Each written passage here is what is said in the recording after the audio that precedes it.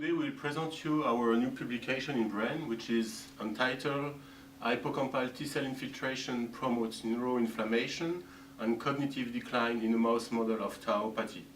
This work has been done in collaboration with Guillaume Dorothée at Saint-Antoine Hospital, Cécile Delaras and Stéphane Huneau at ICM, and this work has been led by Cyril Laurent, which is a former PhD student of our lab and which is now postdoctoral fellow at Montreal University. Maybe the first thing to explain is why we decide to investigate neuroinflammation in a mouse model of tauopathy.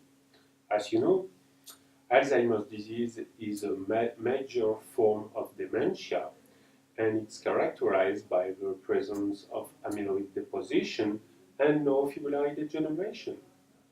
Neurofibrillary degeneration results from the aggregation of microtubule-associated tau proteins into filaments. It is well correlated to dementia in Alzheimer's patients. However, this tau aggregation is not specific to Alzheimer's disease and is also found in neurodegenerative disorders referred to as tauopathies. Among these tauopathies, frontotemporal dementia is characterized by mutation of the tau genes. They are referred to frontotemporal dementia with Parkinson's linked to chromosome 17, making of tau really an instrument for neurofibrillary degeneration. So we were wondering if in such context of tau pathology without any amyloid, we can study neuroinflammation. Of course, when I say neuroinflammation, we should be a little more focused. And Guillaume, can you give us some explanation about what we mean by neuroinflammation? It is known that a beta amyloid peptide and tau protein trigger the state of chronic neuroinflammation in the brain of patients with Alzheimer's disease, with both beneficial and detrimental impact in the pathophysiology of the disease. But besides such innate-like neuroinflammation, more recent data suggests that adaptive immunity and more specifically T-cell responses also seems to play a role in the pathophysiology of the disease. And whereas several studies already started to investigate the role of such T-cell responses in the context of amyloid pathology, almost nothing was known about the role of T-cell responses and their interaction with innate neuroinflammation in the context of tau pathology, which was the focus of our study. The aim of our study was to evaluate the relationship between innate and adaptive immunity and cognitive deficit in a mouse model of tauopathy. This model, which is the Title 22 strain, has been developed in our lab and is developing hippocampal tau pathology and progressive cognitive deficit, and has been shown to be a valuable model to study the relationship between tau pathology and memory alterations. In the Title mice hippocampus, we observe a glial cell activation and increase of production of chemokines. Chemokines in brain are involved in the infiltration of T cells and macrophages. We analyze the expression of chemokines in the hippocampus of Title mice, and we observe that chemokines are mainly expressed by macroglia. We investigate if macrophages are able to infiltrate the brain of Title mice. We isolated the brain myeloid cell with a Perkel gradient, and we analyzed the percentage of macrophages and macroglia. And finally, we did not observe an infiltration of macrophages in the Title mice. So since chemokines are strongly expressed in the brain of disease animals, we hypothesized that peripheral T cells could infiltrate at sites of neuroinflammation.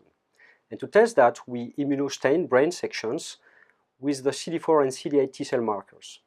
And remarkably, what we observed is that unlike CD4 T cells, CD8 T cells massively invade the brain precisely where the tauopathy develops. And they do that in the absence of a breakdown of the blood-brain barrier, as evidenced by the absence of modifications of the molecular scaffolding of the vascular tight junctions. Now, whether this has anything relevant to the human pathology is an open question. However, we strongly believe that it could be, since we observed a similar CD8 T-cell infiltration in the post-mortem brain of patients carrying a Tau mutation and who developed a frontotemporal dementia associated with a tauopathy. Okay, we have this T-cell infiltration, but how it is related to deficit in cognition in this mouse model? So, to try to understand the effect of T-cell infiltration, we say, okay, is there any way to remove these T cells from the brain? And we decide to have a pretty rough approach, because we say, okay, we're going to remove T cell by targeting T cells with an antibody against CD3, which is a well-known marker of T cells. And in fact, we injected antibody against CD3, a kind of CD3 immunotherapy. And of course, by a repeated injection of this anti-CD3 antibody, we decrease T cells level in the periphery. And of course, we were expecting a decrease in T cell infiltration. And that's what exactly we had, a decrease in T cell infiltration. And the most striking results was, in addition to this decrease in T cell infiltration, we had also a decrease in chemokine expression. And remarkably, we have improvement in cognition in these mice. It means that removing T cell infiltration allows for improvement in cognition in this mouse model without any change in the tau pathology. Altogether, our study demonstrates an instrumental role of T-cell infiltration in a mouse model of tauopathy. This opens the possibility that targeting adaptive immunity may be a valuable strategy to halt cognitive decline in Alzheimer's disease and tauopathies.